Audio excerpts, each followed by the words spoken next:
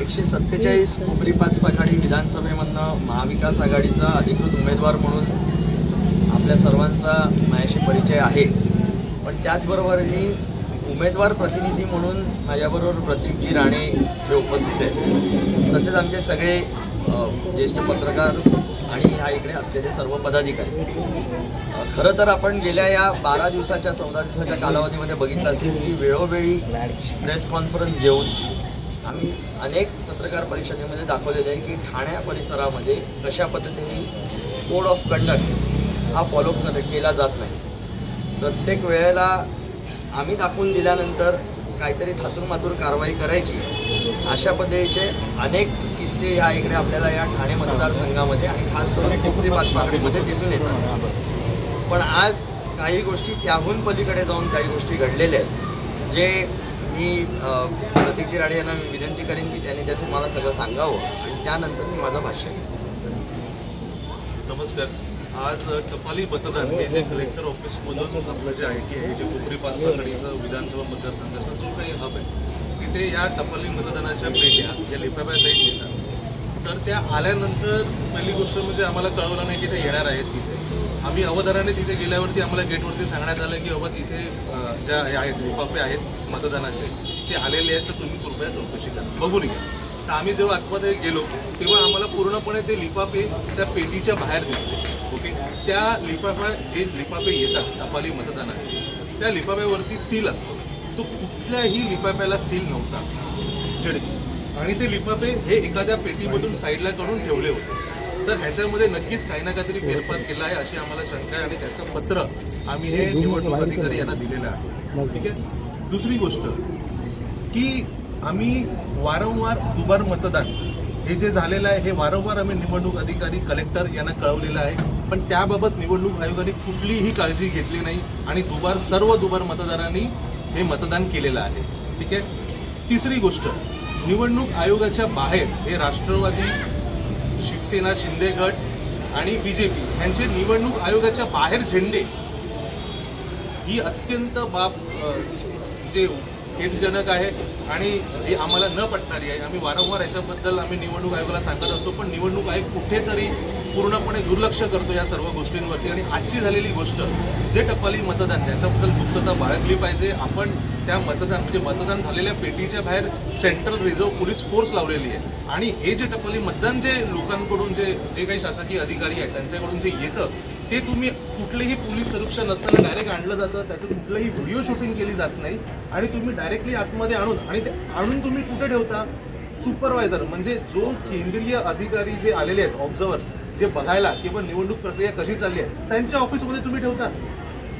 जर स्वतंत्र कक्ष उपलब्ध असताना तुम्हाला ऑब्झर्वरच्या रूममध्ये का ठेवायची गरज आहे, हा आमचा मुख्य प्रश्न आहे। आणि सर्वात दुसरी महत्त्वाची गोष्ट की स्ट्रॉंग रूम नंबर 2 आम्ही तुम्हाला काही फोटो शेअर करतोय, त्या स्ट्रॉंग रूममध्ये ना जो दरवाजा असतो त्याला आमच्या सह्या घेतल्या जातात की बाबा हे, आणि आम्ही तिथे तारीख आणि वेळ लिहितो की बाबा हा दरवाजा आम्ही ते बंद करतो।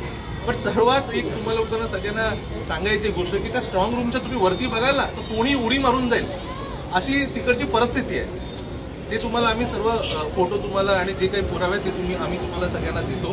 पुढे केदारजी दिघे साहेब याचं मी हे बोलत असतानाच या पत्रकार जे आपला जो व्हॉट्सअप ग्रुप आहे जिथं मी तुम्हाला मेसेज पाठवतो त्याच्यामध्ये मी ऑलरेडी फोटोज आणि व्हिडिओज पाठवलेले आहेत। ही अत्यंत खेदजनक जरी असली तरी मला असं वाटतं लोकशाहीचा विश्वासघात केल्यासारखं आहे। ज्या सर्वसामान्य लोक ह्या निवडणूक प्रक्रियेवरती एक विश्वास ठेवून, या लोकशाहीवरती विश्वास ठेवून मतदान करतात, त्याची अवहेलना जर का अशा पद्धतीने होणार असेल, त्यांचा विश्वासघात होणार असेल तर कुठच्या जोरावरती लोकांनी न्याय मागायचा आणि कोणाकडे मागायचा हा मूलभूत प्रश्न। दुसरी गोष्ट अशी आहे की कोट्यावधी रुपये इलेक्शन कमिशनवरती खर्च केले जातात एवढ्या निवडणुकींवरती, पण त्याच्या बाबतीत कोणत्याच पद्धतीचं जे आपल्याला म्हणतात सिक्रेसी म्हणा किंवा त्या पद्धतीने जी प्रिकॉशन म्हणतात, जे प्रोटेक्शन पाहिजे त्या स्ट्रॉंग रूमला, असं कोणतीही गोष्ट त्यांच्याकडनं घडत नाही। आणि ज्या वेळेला आमच्यासारखे लोक पुढे येऊन आम्ही दाखवतो की बाबा अशा चुका तुमच्याकडनं घडत आहेत, त्यावेळेला तुम्ही दक्षता देण्याचा आम्हाला शाश्वत करता।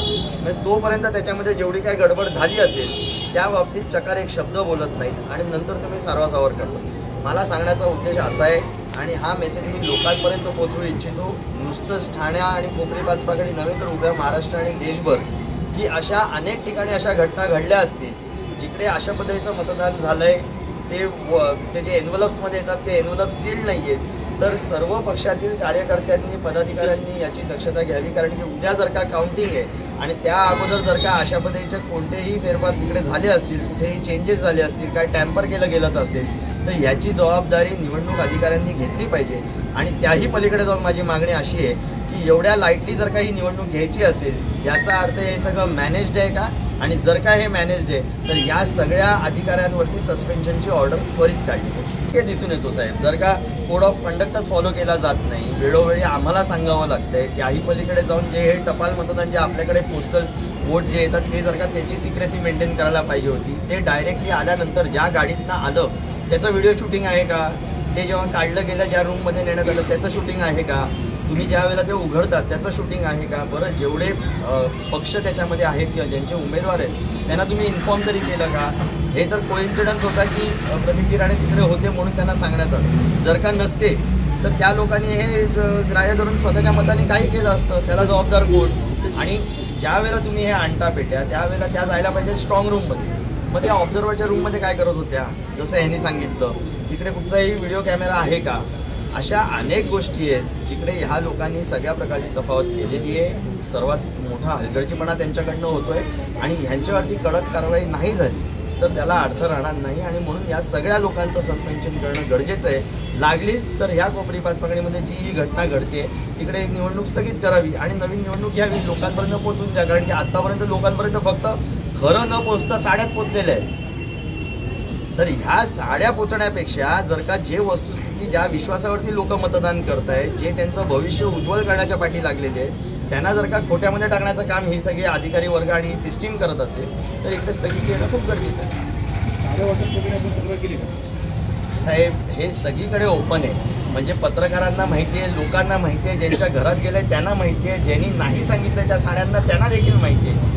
आणि प्रत्येक ठिकाणी आमच्याच विभाग प्रमुख अशोक जाधवनी दाखवलेलं आहे की साड्या कशा पद्धतीने येतात, कोण जबाबदारी घेतं, कोण घाबरतं, हे सगळं दाखवलेलं आहे. पण मला असं वाटतं कोणाकडे जाऊन दाद मागणार? अहो, जिकडे दुबार मतदान झालं त्यांनाच जाऊन जर का आम्ही निवेदन देणार असून ज्यांच्या ऑफिसमधनं दुबार मतदानाची नावं ॲड केली गेली, त्यांना करेक्शन करता नाही आलं, त्यांना क्वालिफाय क्वांटिफाय चेक करता नाही आला, मग क्वालिटी चेकच नसेल तर त्यांच्याकडे जाऊन तुमच्या पद्धतीचं आम्ही निवेदन देणार आणि काय अपेक्षा करणार? 100% मॅन्युप्युलेशन आहे. हा योगायोग झाला की हे तिकडे होते म्हणून ही गोष्ट उघडकीस आली. असे जर का अनेक गोष्टींमध्ये जर का विचार करा, स्ट्रॉंग रूम म्हणता की 100% फुल प्रूफ हवी, तुम्हाला कम्प्लिटली ती बंदस्त हवी. मग का म्हणून तुम्ही 2-2.5 फुटाची गॅप ठेवलेली आहे स्ट्रॉंग रूममध्ये? म्हणजे त्या जिकडे पार्टिशन टाकलं आहे आणि जी सिलिंग आहे त्याच्यामध्ये 2-2.5 फुटाची गॅप आहे. जसं हे सांगतात तसं माणूस जर का तिथनं उडी मारून जाऊ शकतो. आणि जर का हे सगळं मॅनेज असेल, तिथनं कोण गेला असेल किंवा जाणार असेल किंवा ऑलरेडी झालेलं असेल, त्याला मी काय करू शकतो? यंत्रणा हे वापरता हे दिसून येतं ना. जर का ही यंत्रणा, आणि हे मी पहिल्यांदा पण सांगितलं की अधिकारी वर्ग हा एवढा दावणीला लावलेला आहे आणि एवढ्या दबावाखाली आहे की त्यांच्या तोंडातलं ब्र नाही निघत. आणि जर का हे सगळं होत असताना अधिकाऱ्याला जर का अधिकारच नसेल तर त्याला तिकडे बसण्याचा पण अधिकार नाही.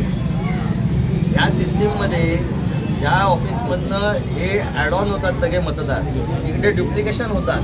पण हे होत असताना तो जर का वरिष्ठांना सांगतो की बाबा हे योग्य झालं आहे काम की नाही, वरिष्ठ जर का बघून देखील काही त्याच्यावरती कारवाई करत नाही, हे सगळं सातडलोटं तुम्हाला सगळ्यांच्या समोर आहे ना.